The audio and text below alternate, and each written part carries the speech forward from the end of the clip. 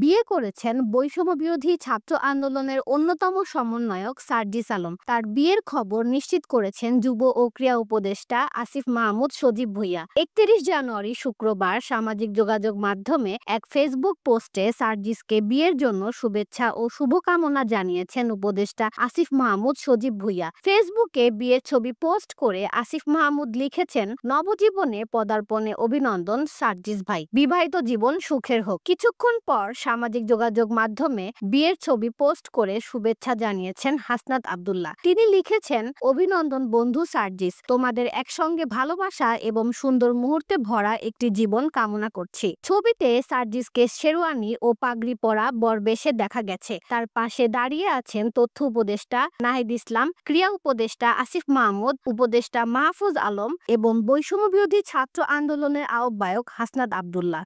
দুই উপদেষ্টার ফেসবুক পোস্টে সার্জিস আলমকে শুভকামনা ও অভিনন্দন জানাচ্ছেন নেটিজেনরা। অনেকে নববধূর পরিচয় জানতে চেয়েছেন। জানা গেছে, সার্জিসের শ্বশুরের নাম ব্যারিস্টার লুৎফর রহমান। সার্জিস আলমের শ্বশুরের পরিবার সূত্রে জানা গেছে, গাজীপুরের রাজেন্দ্র ইকো রিসোর্টে শুক্রবার আসরের নামাজ বাদ পারিবারিকভাবে তাদের বিবাহ কার্য সম্পন্ন হয়েছে। মিডিয়ার উৎপাত থেকে বাঁচতে বর্তমানে পরিবার সহ ওই রিসোর্টেই অবস্থান করছেন তারা। জানা গেছে, একমাত্র বোন ও দুই ভাইয়ের মধ্যে সার্জিস আলমের স্ত্রী সবার বড়। তিনি একজন কোরআনের হাফেজা, সবসময় পর্দা করে চলেন। তার নাম ও ছবি প্রকাশ করতে অনিচ্ছা প্রকাশ করেছেন তারা।